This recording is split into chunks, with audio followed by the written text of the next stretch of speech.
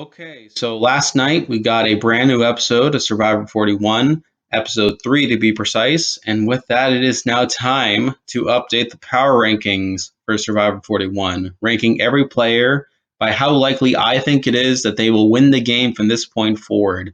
For those of you who aren't already aware, I've been keeping track of these every week on Reddit, updating the rankings after each episode, giving my thoughts about each player's game and their edit to really determine how likely I think they are to be the winner of the season. I'll provide a link in the description if you want to take a look at the previous week's power rankings and get my general thoughts on what I think of these players so far. So this week, I think there was quite a bit of movement compared to last week. I think now that we're 3 episodes in, we're starting to get a better sense of who these characters are in the season and whether their edits are a result of them being an important character for this season or whether a lot of it is more circumstantial. So with that in mind, there's going to be quite a bit of movement compared to last week. And with that said, let's get started. So coming in at number 15, we have Brad, the boot of the episode. And now he got a pretty big edit in this episode, which makes sense as he is the boot of the episode. He didn't get the biggest edit in the world in the first 2 episodes. Got like pretty minimal content in the first episode, and then episode 2, he got mostly negative content, which made me pretty confident that he would end up going home here. Now, granted, some of that was because he had to be there between him finding the beware advantage for Ua, as well as the advantage inviting him to the summit.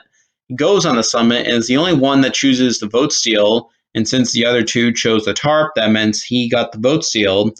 But we also learned that he has a decent relationship with Genie and Chantelle, although those aren't enough to bolster his position on the tribe. Once Ua loses the immunity challenge, it became pretty clear that he'd be the target, not only because of his bad position and him generating suspicion from Chantelle and Ricardo, but also from him being a pretty massive threat with having the vote steal and the idol that comes with the beware advantage, even if he's unable to use both of those. And in the end, he is voted out pretty convincingly. Genie is the only one that votes to keep him around. And, his exit here is pretty predictable. Overall, I feel like Brad played a pretty terrible game. While he didn't demonstrate great strategic ability in the preseason with his interviews, he was someone I thought might have had a chance at integrating in the majority and being a leader figure for his tribe. And while a lot of his background focused on hard work and the survival element, I was hoping that he would be a bit more game savvy. I really wanted to give him the benefit of the doubt that he would be able to adapt to the modern game. But once he got out there, he proved to be a lot of what people perceived him to be coming out there, where he was pretty clueless throughout a lot of the game. He made some pretty questionable decisions. I think the biggest one of which is when he told Chantelle and Sarah that he was planning on voting for them at the first tribal. We learned afterwards that he really wanted to go after Ricard the whole time and that he wanted to target Sarah as a way of weakening Ricard, but still, you can't tell, someone that you're voting for them. And especially that makes Sarah want to turn the vote on him, and we see that come out at Tribal, where the Tribal goes live, and Brad is pretty clueless to what's going on. So that's pretty bad.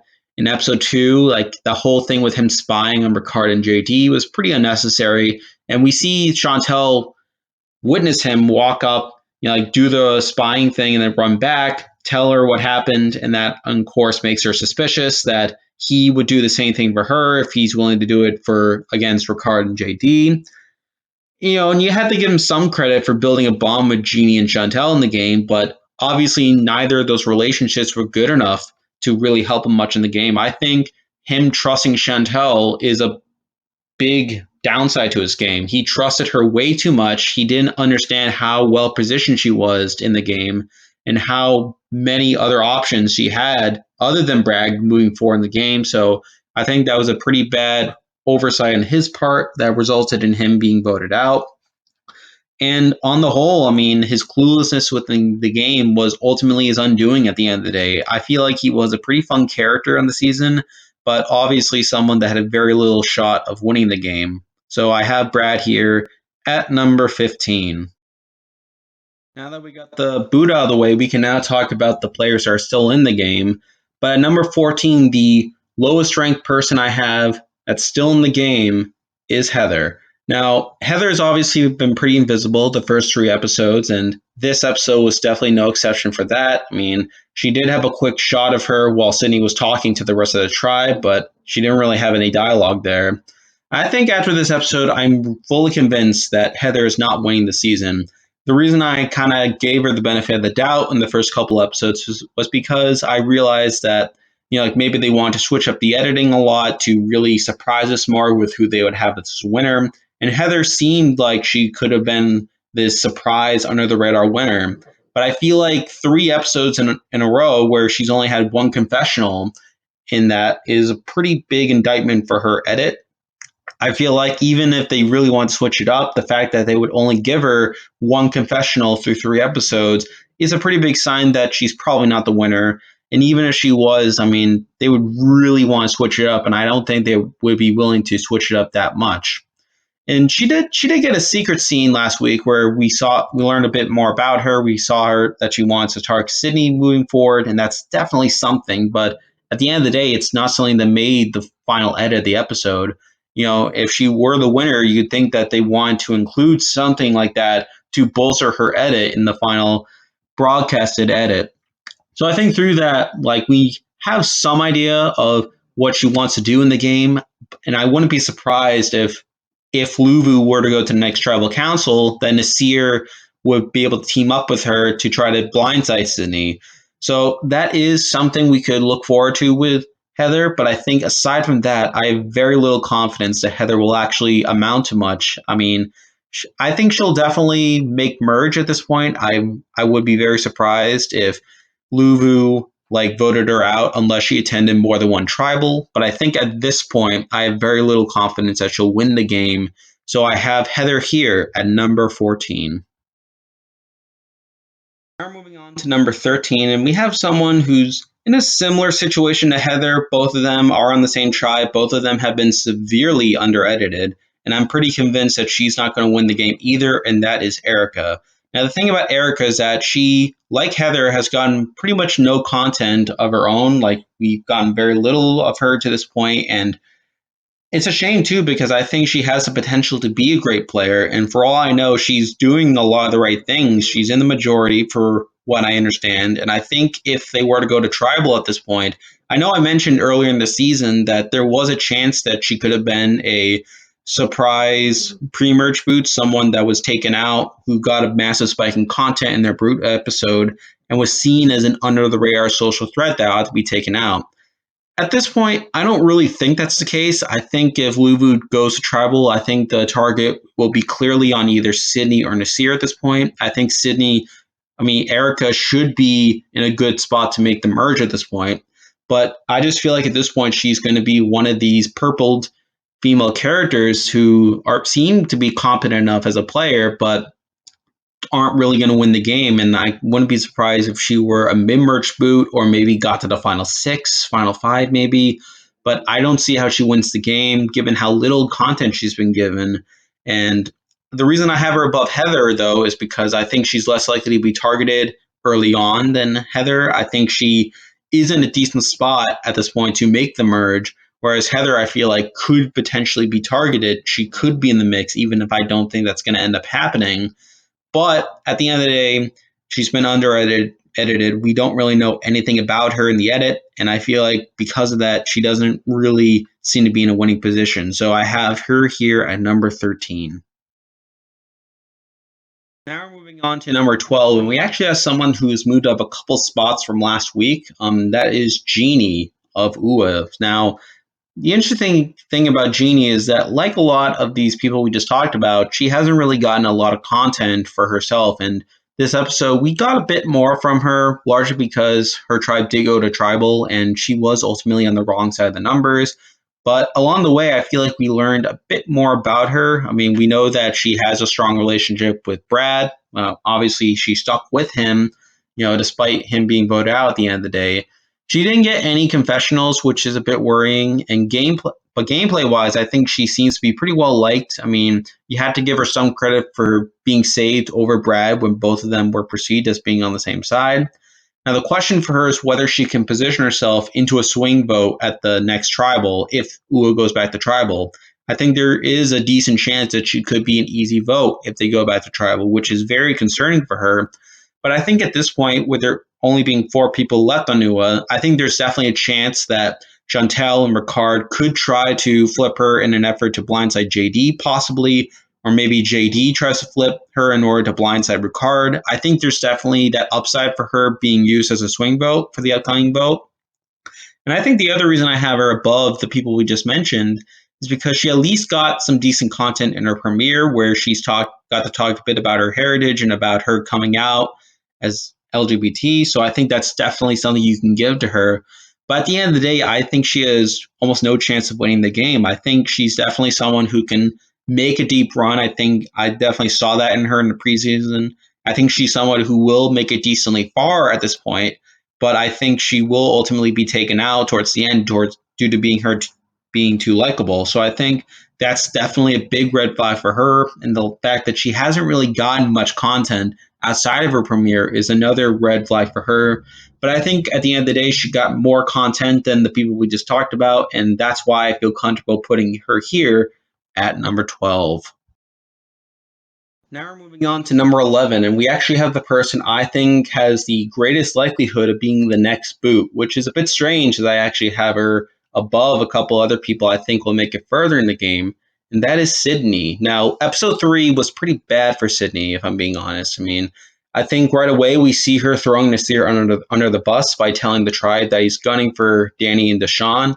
And to me, this is really strange because we see that a lot of her content through the first 3 episodes are focused on Nassir. In episode 1, she was gunning against Nassir by telling Danny and Sean that Nassir was going after them. In episode 2, she was warming up to him a bit more, talking about how they need him for like survival and that sort of stuff. But now in episode 3, she's flipped back around to targeting Nassir for the same reason. And this seems very strange to me. I mean, the fact that we don't really have a consistent idea of what Sydney's thinking in the game makes me think that she's very likely going to be the next boot. And I feel like that's very troubling that we don't really have a clear understanding of what her relationships are in the game outside that Nassir. Now, she's also sent to the summit where we hear talk about how she doesn't trust Tiffany. That's something, it definitely shows her self awareness to an extent, but I also think it sort of contributes to this idea that she's mostly judgmental of people and she sees the negatives in people more so than building bonds with people, which ties a bit back to her relationship with Nassir, however rocky that may be. I mean, gameplay wise, I think she is getting a setup towards a battle between her and Nassir if should they go to tribal. And while it seems like she's in the majority for the time being, I could definitely see Nassir flipping on her. And we saw through the secret scenes that Heather is also thinking of flipping on her. So I think those two would definitely come together. The question though is where those other votes come from if they go to tribal. Like I'm trying to think through this now. Like I think there are definitely chances for her to stay based on just looking at the sheer numbers of things. But I think based on the edit, she's definitely being set up for a downfall sooner rather than later. I mean, I think there are several possibilities in which she could be voted out here. I mean, if either Danny or Sean find the beware advantage and are unable to vote, and if they're able to, Nassir and Heather are able to flip Erika, for example. Another possibility would be if there were like a joint tribal council the next round where Luvu and Yase perhaps go to a joint tribal to vote out one person. I think through that we could definitely see the relationship between Deshawn and Danny and Evie play out a bit more, sort of get a bit follow up to that we saw in episode 2. But I also think at the end of the day that we could see numbers forming for Nassir and Heather to get out Sydney should that be the case. So there are definitely possibilities for Sydney to go home, like even if they're not the most clear upfront logically, but I think edgically there's a very strong likelihood that Sydney will be a pre-merge boot, and that's the reason I have her here at number 11. Now we're moving on to number 10, and we actually have someone who I had relatively high at the beginning of the season, but I feel like with each episode, this person has been dropping further and further. And at number 10 here, I have Danny. Now, I feel like Danny had a pretty invisible episode here with him not getting any confessionals or really any meaningful dialogue at camp. I mean, he was around while Sydney was telling him about that Nassir had told her that he was targeting him first, followed by Deshawn. And, I could excuse the dip in content he got in episode 2, but I feel like him not getting content here is pretty troubling. I mean, the fact that Sydney says to his face that Nassir is targeting him, yet Danny doesn't get any confessionals to respond to this, that's pretty bad in my eyes. I mean, the fact that Deshawn got a confessional talking about how he's worried about being targeted by Nassir is pretty, I'd say, a pretty big indictment on Danny's edit at this point. I mean, that's pretty bad on his end. And it makes me think that the massive premiere that he had was largely circumstantial, largely due to him being involved with the sweat challenge and then with the summit in that episode, more so than him being a significant character in his own right. It's a shame too because I think he's in a pretty decent spot on his tribe. I mean, he's pretty well respected from what it seems. We know that he has a good enough relationship with Deshawn and Sydney, and I think he's on decent terms with Erika as well. But I think edgically, like the fact that he has dipped so far since his premiere, where he was very involved in the action, the fact that he's not getting content now that he's not as involved in the action is a pretty big sign that he is probably not the winner. And I think while we could be getting a Sydney and Nassir battle soon, I think if Sydney loses that battle and goes home, I think that would be pretty bad for Danny's position as well.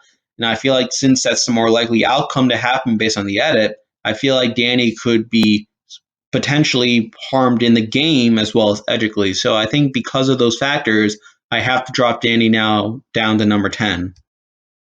Now we're moving on to number 9, and we are talking about someone who I've already mentioned quite a bit in this video, and that is Nassir. Now, episode 3 wasn't the best for him, as a lot of his focus involved him telling Sydney he wants to target Danny, only for her to turn around and tell this information to Danny and Deshawn, and to make both Danny and Deshawn turn against him. I think him telling Sydney that he wants to target Danny at first and Deshawn second is a pretty bad move on his part, only for Sydney to then tell that information.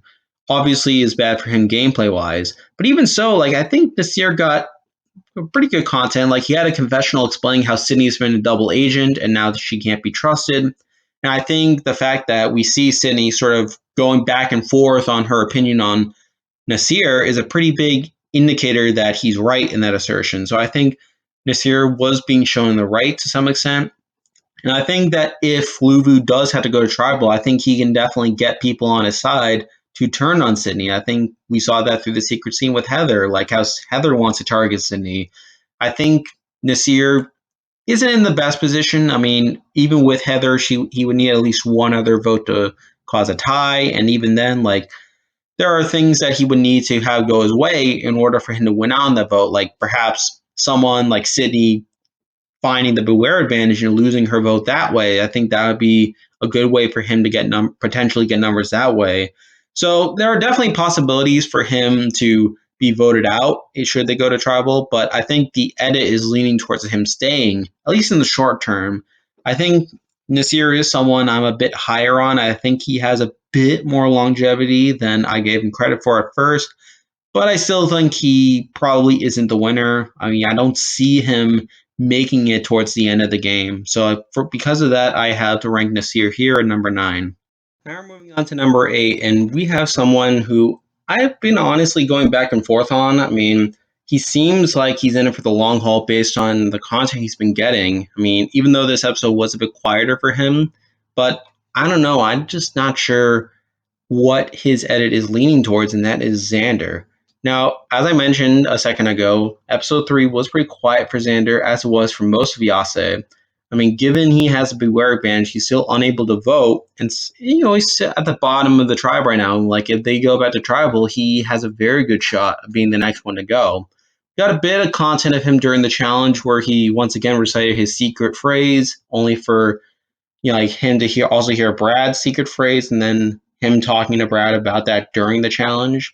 So that's something. But since Brad's been voted out at this episode, he's basically back at square one now. And considering that he didn't really have much going on beside that, I mean, he didn't really do much to bolster his chances for me. I still feel like he's someone who will probably be around for a while. Definitely someone who could be a major force in the game, but someone who also has very little personal content, someone who hasn't really formed any solid close bonds that we've seen on the show to this point. And I'm just not feeling super confident about him. So I have Xander here at number 8. Now we're at number 7, and I'll admit the next few spots are a bit fuzzy to me. I mean, I feel like the next couple of people we'll be talking about are all people who are relatively close. I mean, they definitely have things in them to be winners based on their edits, but they also have pretty massive flaws that give me some reservations. So at number 7, I have a person who's probably the least flawed, or at least has the least blatant flaws, but also someone who doesn't really jump out to me as much, and that is Ricard. Now, episode 3 was pretty alright for Ricard. Like, we know that gameplay wise, he's still in a pretty good spot with him having Chantelle in his corner as well as JD to a certain extent. And then, it's not too surprising that he's going after Ricard, after Brad, I should say, after what happened in the last episode. And he ultimately gets his way with Brad being voted out 3-1.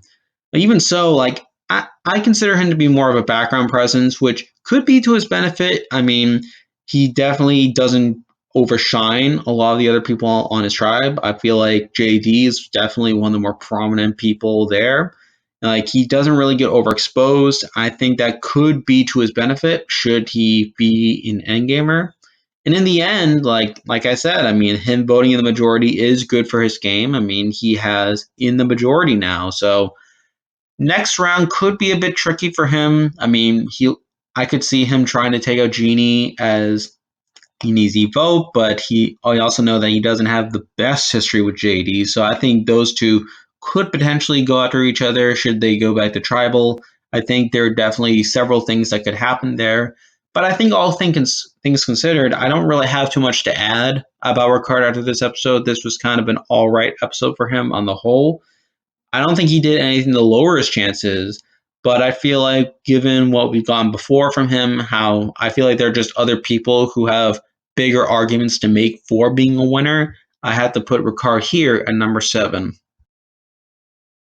Now we're moving on to number 6, and we have another person who I'm not sure what to do with. I mean, obviously this person probably has more flaws than a lot of other people, but also a lot of pros, and this person has been all over the place in the edit. So that makes it hard for me to really assess where he'll be going, and that is JD.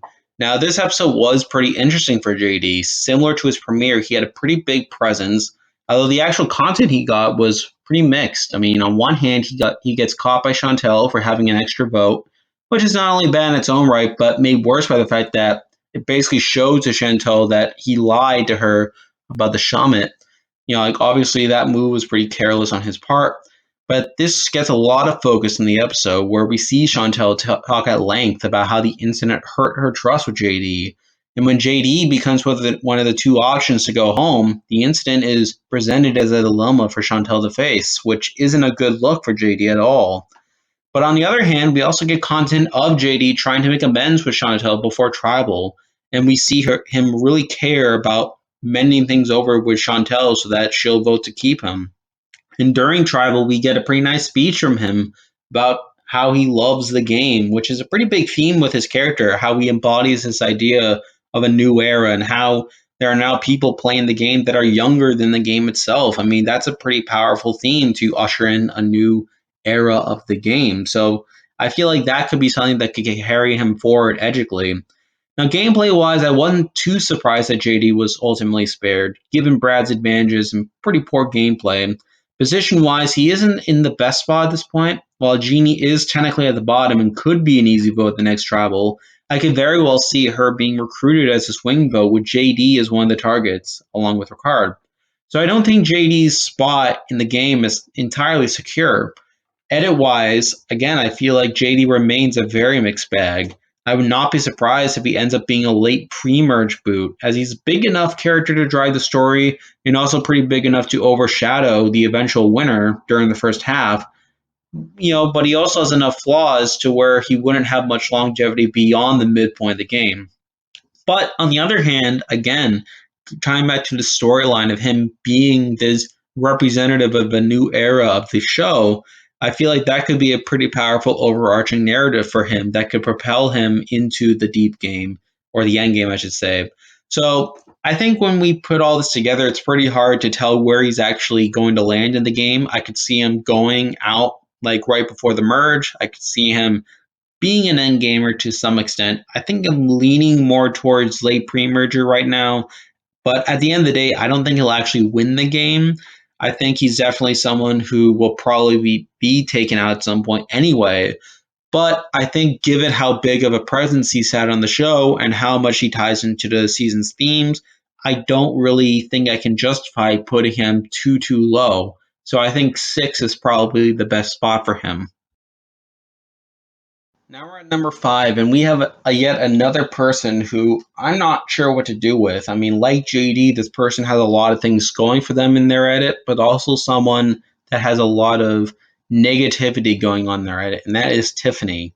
Now, episode 3 was pretty strange for Tiffany. I mean, she gets the advantage, allowing her to go on the summit. Like, she finds it in front of the other Yase women who are her allies, so they get to know what's going on there. Not much really happens for her before the summit, but obviously once she gets there, she meets Brad and Sydney. She's involved in the deliberations over who should select which option for the prisoner's dilemma. And we actually get a bit of negativity here where Sydney has a confessional talking about how she doesn't trust Tiffany. And there's a cliffhanger over what Tiffany will actually select, like between the tarp or the steal a vote. Now, I think considering that we saw Brad choose a seal vote and Sydney choose or the tarp before the commercial break, I think it was pretty obvious like that whatever she chose wasn't really going to matter. I mean, she wasn't going to lose her vote. We knew that much. It was just a matter of whether she would actually choose to steal her vote or not. And obviously, she chose the tarp, which resulted in nothing pretty much. So, she found it more valuable to protect her vote on a tribe with only 4 people on it. And that's really it for her in this episode. I mean, there's obviously the challenge, but they win the challenge, so that's not too much there. I mean, overall, like, again, a lot of her content in this episode was circumstantial. I mean, as she was involved with the summit and the, like, twist. And while I don't think Sydney's confessional about her will amount to much in the short term, I am becoming a bit more concerned about Tiffany and her win equity. I think the first 3 episodes have been a very mixed bag for her. Again, she's done enough to demonstrate that she's in it for the long haul. I can't see her going home anytime soon. But I feel like the negative content we've gotten from her in episode 2 and then again in episode 3 is making me seriously doubt whether she'll actually win or possibly be a losing finalist instead. At this point, that's the trajectory I see her going, where she'll get towards the end. She'll definitely become a big player in the post merge, but I don't think she will. I think she could either be taken out towards the end, or she'll get to the end but not really have the bonds or the respect to really win a jury vote at the end. But considering that her edit has more longevity than a lot of the other people we just talked about, I had to put her at number 5. But I'm not feeling too great about it. And really, a lot of this list I'm not feeling too great about because there's so many people that have flaws in their edit at this point, and I think Tiffany is a great example of that. But considering the field that we're working with, I decided to put her here at number 5. Now we're moving on to number 4, and we actually have the highest ranked Luvu member on the board, and that is Deshawn. Now, Deshawn's been interesting as he's actually been crawling up in my power rankings, which is kind of the opposite as Danny, who started out pretty high before going down. Deshawn is someone who started kind of a bit lower, but has been trickling up recently, and I think this was a pretty good episode for him on the whole. So, like with Danny, Sydney talked to Nassir, and we found out through him that Nassir is targeting Danny first, followed by Deshawn, and then Sydney decided to go back to the two and tell them what Nassir had told her. Now, I mentioned earlier that Danny did not get a confessional explaining his reaction to this news, even though Nassir said that Danny would be the first to go. But Deshawn, despite being the second target of Nassir, actually did get a confessional here, and we saw him talk about how he wants to target Nassir moving forward. Now, obviously, this is a bit of a mixed sign, as I think based on the edit, like I feel like if what I explained earlier were to happen, that would be a pretty bad sign for Deshawn moving forward. I mean, Deshawn losing Sydney would be pretty bad for his game, and I think that would be bad for him positioning wise. But I still can't get over the fact that he has gotten a relatively consistent presence, like definitely more so than a lot of the other people on Luvu. And I think you add that with the fact that he got the content to explain his reaction to the Nassir news is pretty telling for me. I think at this point, it's pretty clear that he'll make the merge. And I think there are things going for Deshawn that could propel him deeper in the game. I know I talked about last week how him talking to Evie didn't really seem like much at the time. Like a lot of it felt circumstantial, and I'm still not entirely sure whether the Evie Deshawn relationship will hold in the post merge. But I think considering the field, and I think considering how underedited Luvu as a whole has been, I could see Deshawn causing some damage, and I could legitimately see that being a way for him to stand out in the post merge. I think out of all the people on Luvu, he has the most going for him, and he has probably the strongest edit. Now, again, it's not perfect. I mean, there are still a number of problems that he has that make me more hesitant, and that's the reason I don't have him in the top three. But I think when you're looking at the rest of the field, I mean, he's gotten the consistent presence. I think he's not going to be targeted at all. I mean, he will be targeted, but he won't actually go home. And I think he just has the most going for him on the Luvu tribe. So because of that, I have to put him here at number 4.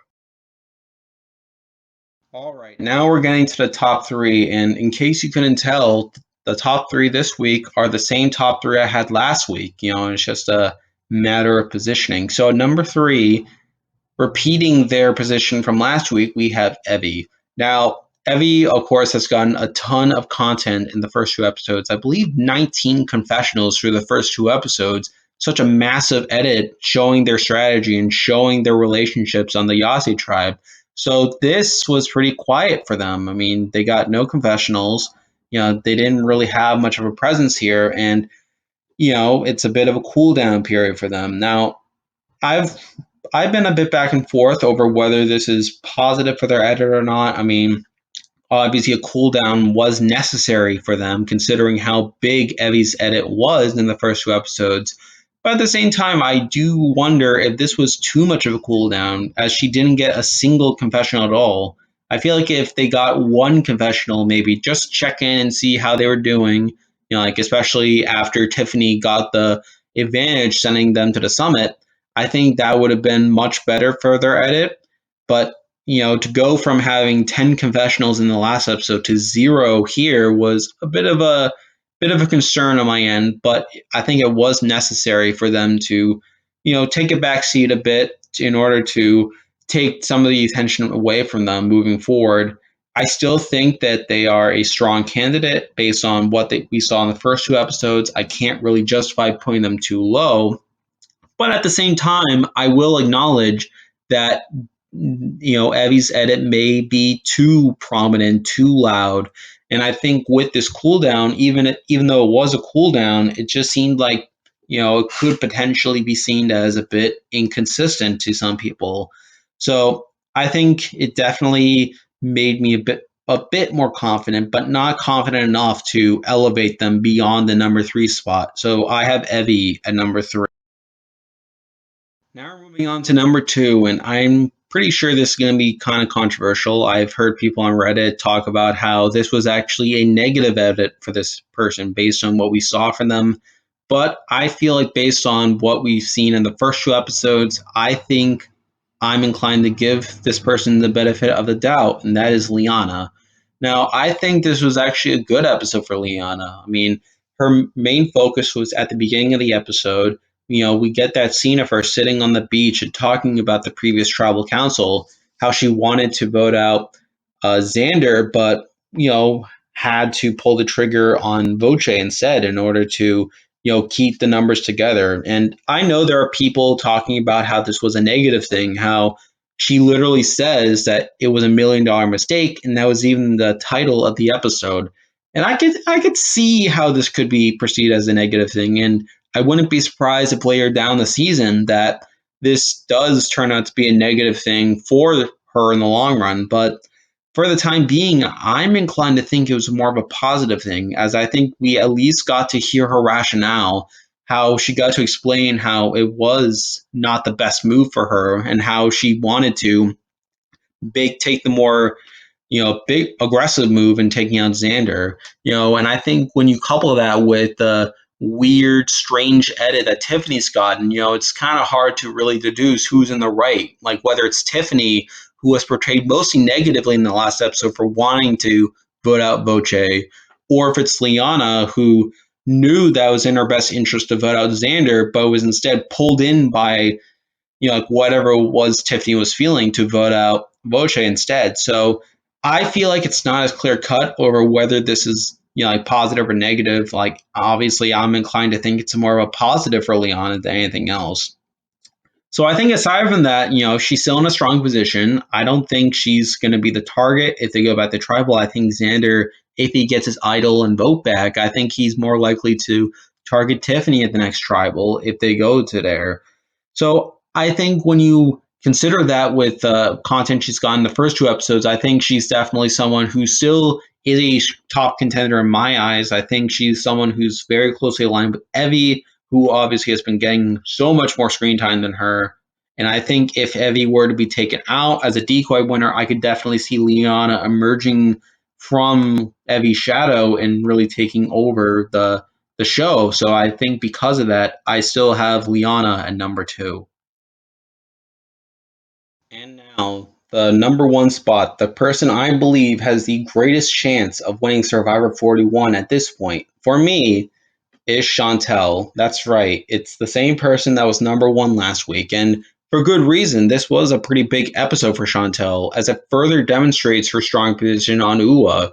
Early on, we see Brad approach her and telling her about the advantage they got to go on the summit. I think that clearly shows that Brad had complete trust in her and that Chantelle is very well in the center of the tribe.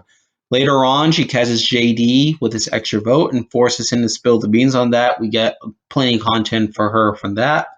And from this point on, I mean, she's really presented the swing vote going into this tribal. Like I thought it was pretty clear from early on that she was going to ultimately side with Ricardo and JD to take out Brad, but was good for her to be shown in this swing vote position, and through that we really got to see a lot of her thinking strategically.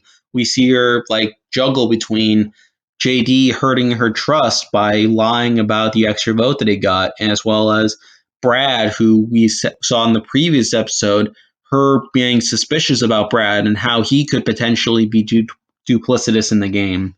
So I think we get that. And right before Tribal, like we get this great confessional from her where she shares her story about how she growing up had to choose between her parents and she ultimately sided with her mother. That was a fantastic moment for her as it not only showed what she was thinking strategically, but it also taught us a little bit more about her life back home. I think that was a great moment for her and definitely something that bolstered her win equity in my eyes. Now, I think gameplay wise, if you actually look at her decision to vote up Brad, I know there's some debate going on right now over whether this was the correct move or not.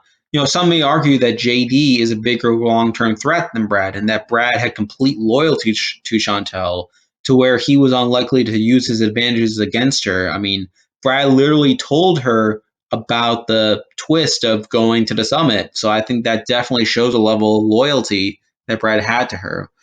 But while I see the argument, I think blindsiding JD would have only been effective if Ricardo was on board, which didn't seem to be the case. And I feel like in the long term, JD might be a more effective meat shield for both Ricardo and Chantelle than Brad might have been. So I don't think it's necessarily a bad move, at least not in the short term. But overall, like I feel like this episode further cemented Chantelle as a top winner candidate in my eyes, as we further saw her strong position in the tribe. She wasn't outshining anyone in her tribe. I think JD and Brad took up way more of the airtime than she did. And she got that personal content to accompany a lot of her strategic thinking in the episode. So I think she's starting to tick off more of the boxes that make her a compelling winner candidate. And especially when we have someone like Evie, who has been more in the spotlight and is more of a blatant winner at it. I feel like Chantelle is someone that can very well emerge from that as well, along with Liana. So I think because of that, I feel comfortable having Chantelle in the number one spot for this week.